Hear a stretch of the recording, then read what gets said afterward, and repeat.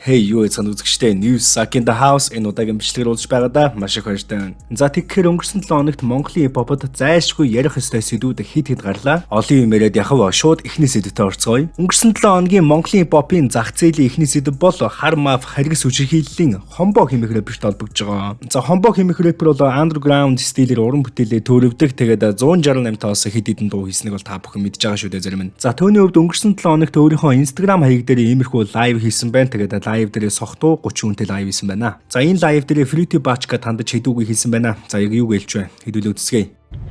Fruity Bachka-га дууд писта ой.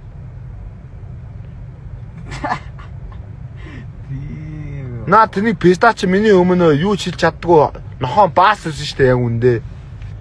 Одоо миний өмнө нүүрэлдүүлээрээ за.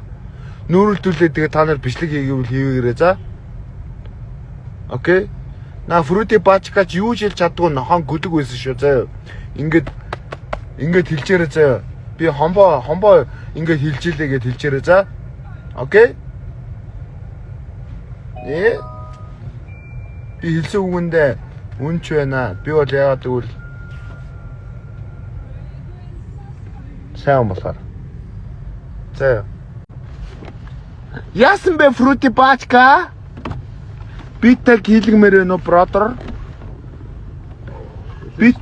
Битэг хүсмээр байсан мэт болохгүй штэ мань. Хөөрхөн хүүхэд штэ зүгээр л. Хөөрхөн хүүхэд штэ гişэж чи яг өрөвдөд. Манай Fruity Bachka өрөвдөд нь. Би бол Fruity Bachka өрөвдөхгүй юм уу? Нохоныг гөлөг. Би тийм хүн биш. Сая тааралт бол сонсдгүй, хайж сонсдгүй. Би тааралт бол сонсдгүй. Би тааралт бол шууд бэтрэж унаадаг. Ооших би бэтэр шунаад зүгэлдээ Fruity Bachka энэ дэр меншн хийдэ. Ай! Нохоны гөлөг минь чамдаа хүүхдийн цул одоо уулзъя.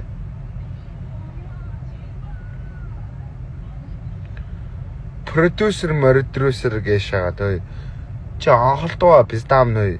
Өөрийнхөө дууг айтайгаа хийчээд тэгээд яар за. Продюсер гэдэг чинь шал ондоо зүйл байдэн заа ойлгосноо миний дөө. Тэ Fruity Bachka ч наа урлаг дээр амждгүй ш. Fruity Bachka ялцсан штэ. Fruity Bachka ялцсан мө те? Яг ондоо одоо яг хүүхдийн 100 дууд Монголыг ялцсан. Би яг ондоо одоо энэ хүүхдийн 100 дээр Fruity Bachka-г дууд. Лалрууд. Юу нөө? Одоо нэг цаг таныг яранда хомбо гэд залуу Fruity Bachka ингэж хэлжээ.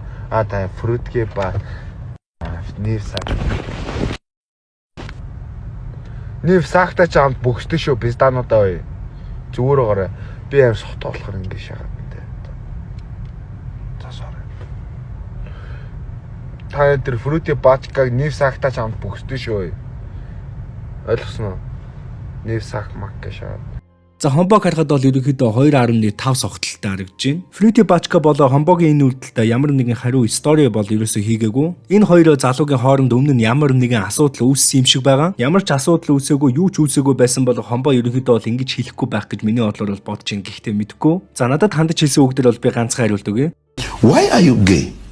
За та бүхэн бол надаар хэлүүлдэхүү мэдж байгаа баах өмнө нь хомбоогоос гадна хэд хэдэн монгол рэперүүд бол сохтуу лайв хийжсэн. Тэгээд сохтуу лайвны эцэст карьерт нь юу тохиолддгүү, юу болдгоо бид бүхэн бол бүгдээр харсан. Би ч нэг хин залуутай олон юм ярмааргүй байна л да. Гэхдээ 2 жилийн өмнө нөлөө XP гээд залуу Солонгосоос ирээд ивент хийж байхад би энэ залуутай 168-тай цуг тааржсэн. Тэгээд асуудалгүй UN Bromer гэж айгүй айтайгал байсан л да. Сая тэгээд 30 хүнтэй лайв дээр намайг яг яагаад ингэснийг нь бол хэлж мэдэхгүй байна. Гэхдээ зүгээр асуудалгүй тийм. Fruity Bachka бол сүүлийн үед маш хүчтэй гарч байгаа Монгол шин залуу артист байгаа. Би бол Fruity Bachka-г сонсдог. Ерөнхийдөө бол дотор айгүй их дэмждэг. Fruity Bachka хомбогийн энэ үйлдэл дээр цаашдаа ямар нэгэн хариу үйлдэл үзүүлэх үү, ямар нэгэн стори үүсгэх үү те. За энэ нь бас ерөнхийдөө бол айгүй их анхаарлыг татчихээн л да. Монгол бас энэ залуу рэперүүдийн дундах биф. За тэгээд эцэст нь лайвын эзэн хомбод цаашдын уран бүтээлд томоостом амжилтыг хүсье. Олон сонсох үгээрээ. Бичлэгний дараагийн сэдэв бол мэдээж хамгийн гэгээлэг, хамгийн амттай мэдээ. KFC-гийн хүссэн бүгдээ багтаасан хүслийн багц маань хамгийн том бэлгээ та бүхэндээ задлаа. харин хэрхэн хүслийн бэлгийн эзэн болох вэ? Та 11 дугаар сарын 14-өөс 11 дугаар сарын 29-ний хүртэл хүслийн багцаа худалдан аваад баримтаа энэ сайт дээр бүртгүүлээд дараах бэлгүүдийн эзэн болох боломжтой. Эдгээр маш гоё бэлгнүүдийн эхний тохирлын ацтангуудыг уг сайт дээр 11 сарын 30-нд 19 цагаас лайв хийж хамтдаа шалгаруулах болно. KFC-ийн хүслийн багцаа эдээд супер бэлгүүд хож. Баярлалаа KFC.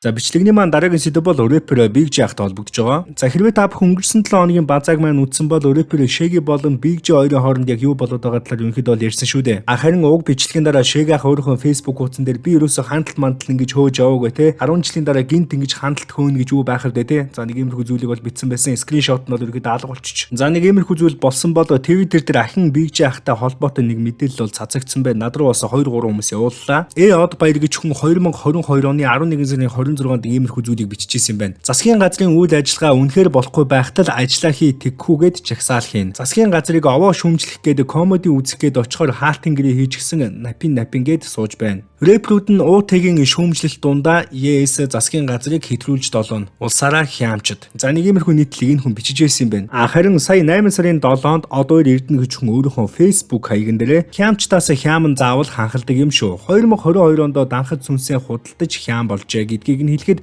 хүмүүс итгэхгүй өмөрөөд байсан. 2023 онд алуурчдын намын захиалгаар дуу хийж 2024 онд данхын хувийн компани нүүр царай болов. Уг үйлдэл нь зөрж сүнсээ худалдсан сонгодог жишээ энэ болоо. Сонирхож сонсдоггүй, ухаж нарийн судалсангүй. Судлаад үзвэл нэлээд фактууд дурдж болох үз. Ямар ч байсан манын хямчид рэпер болж залууст manipulation хийж байгаа нь тодорхой болсон. За нэг иймэрхүү нийтлэг бол бичсэн байна. За нийтлэлийнхаа зурган дээр бол Big J ахын тусгаар тогтнол хэмээх дууных нь скриншотыг оруулсан байна. Тэгээд бас нэг скриншот байсан Монгол улсын ерөнхий сайд оюун эрдний төрсөн ах Hero Battery одоо хувийн брэндийнх нь нүүр царай нь одоо Big J ах болсон. За нэг иймэрхүү скриншот байсан. Юуны төрөнд бол Од баяр Эрдэнэ хэмээх энэ залуугийн нийтлэлээс харахад сайн судлаагүй цаашаа ухаж судлаагүй за нэг иймэрхүү үгс байна л да. За хуу хүний нэр хүндийн асуудал яригдж байгаа болохоор иймэрхүү зүйлийг бол маш сайн судалж хийсэн зүгээр ах яагаад гэвэл ерөөдөө тийм хямчин яг юм улс төрийн юм дээр бол маш сайн судлах хэрэгтэй баг. Хоёрдугаарт бол мэдээж Баатар найруулагчтай энэ оюун эрдэнэ ерөнхий сайдын төрсөн ахын энэ хуу хүний брэнд бол тэ тусдаа иймэрхүү урлагийн зүйл гэж би ерөнхийдөө ойлгож байна. Урлаг тусдаа хувцсны брэнд. За энэ скриншотуудыг би одоо сүүлийн үед бас Facebook дээр нэг ганц хоёр удаа ажигласан хүмүүст бол ерөнхийдөө ингэж буцаад харагдаж эхэлж байгаа юм байлээ. Мэдээж миний бодлоор бол энэ нийтлэл айгүй өрөөсгөл байна. Рэпер Big J маш олон жилийн карьертай тэгээд карьерийнхаа туршид бол нэг ч удаа сүнсээ худалдаж байгаагүй бид мэднэ. За тэгээд үүнээс гадна бол 4 жил сонгуул болдог гэхлээр за бараг л 4-өөс 5 сонгуул ерөнхийдөө бол Big J хахад санал тавьсан байх магадлалтай. За энэ нь бол ерөнхийдөө өөрийнх нь ярьж байснаар жил болгон маш өндөр дүнтэй болдог гэж байгаа. Гэхдээ бүх зүйл нь Монголын ард түмний нүдэн дээр ил байдаг хизээж худалдаж байгаагүй хизээж тийм төрлийн юмыг бол хөхүүлэн дэмжиж байгаагүй. Яг энэ зүйл дээр бол Big J ахад Томас том респект. За тэгээд өнгөрсөн 7 хоногт рэпер Big J ахтай холбоотой иймэрхүү өрөөсгөл нийтлэл ахин нэг удаа сөхөгдөж гарч ирсэн байна. Өнөөдрийн бичлэгний хамгийн сүүлийн сэдэв бол рэпер Rookie-тэй холбогдож байгаа. За рэпер Rookie-тэй холбоотой өнгөрсөн 7 хоногт нэг иймэрхүү бичлэг цацагдаад сошиал сүлжээг бол ерөнхийдөө шуугуулсан. За ямар хөө бичлэг байсан бэ?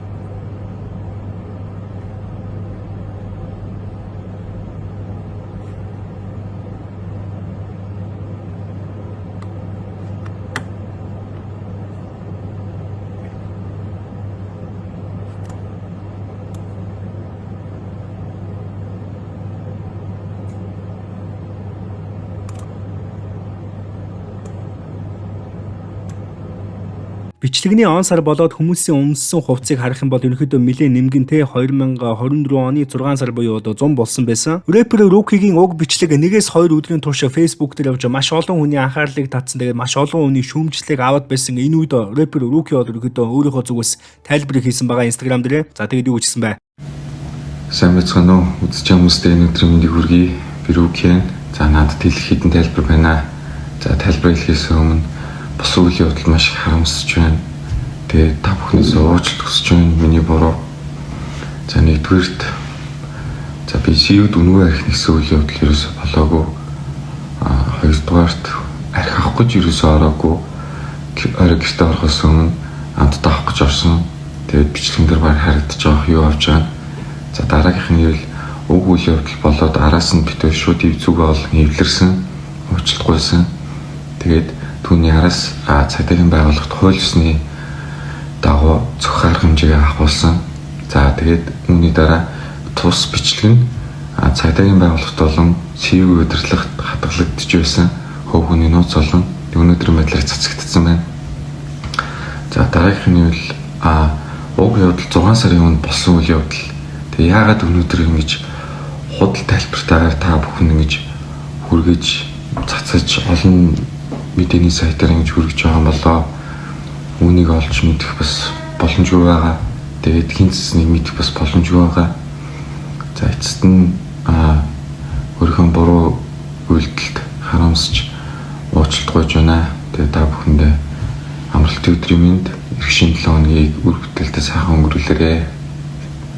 За ерөнхийдөө болвол түүний тайлбарыг харахад намайг маш их уучлаарай. Энэ бичлэгний тайлбар дээр байгаа зарим нэгэн зүйлс нь бол өрөөсгөл байна. За тэгэд аль 6 сарын юмыг яг яагаад цацчихва, хэн цацсан бэ? За нэг иймэрхүү утгатай бол тайлбарыг хийсэн байна л да товчхондоо. Уг үйл явдал нь бол 6 сард болсон, гэхдээ 11 сарын дундуур цацсан. За мэдээж энэ нь бол сайн сайхныг хүсэж цацаагүй нь ойлгомжтой. Яг шинэ жилийн дуучин болон хөтлөгчтэй. За энэ бүхний урьдчилсан захиалгын үеэр нь цацж гин л да. Мэдээж цацхаа хүрвэл шууд 6 сард цацаж болохоор байсан. Гэхдээ яг эд ажлын үеэр цацж байна. За тэгээд өнгөрсөн 7 хоногт Монголын хипхопын зах зээл дээр нэг иймэрхүү мэдээ бол хамгийн том шууганыг тарилаа. Энэ удаагийн Монголын хипхопын зах зээлийн базаа бичлэг маань энэ хүрээд өндөрлөж байна. Хэрвээ та бүхэн янз бүрийн яриа хөөрэ болон хамтран ажиллах санал, аль эсвэл янз бүрийн мэдээлэл илгээхээр бол энэ бол миний Instagram хаяг. Амбас залуусаа та бүхэн миний Instagram хаягийг дагаарай. Subscribe болон лайк хадаргаа битгий мартаарай. Сакаут түрээштэй залуусаа.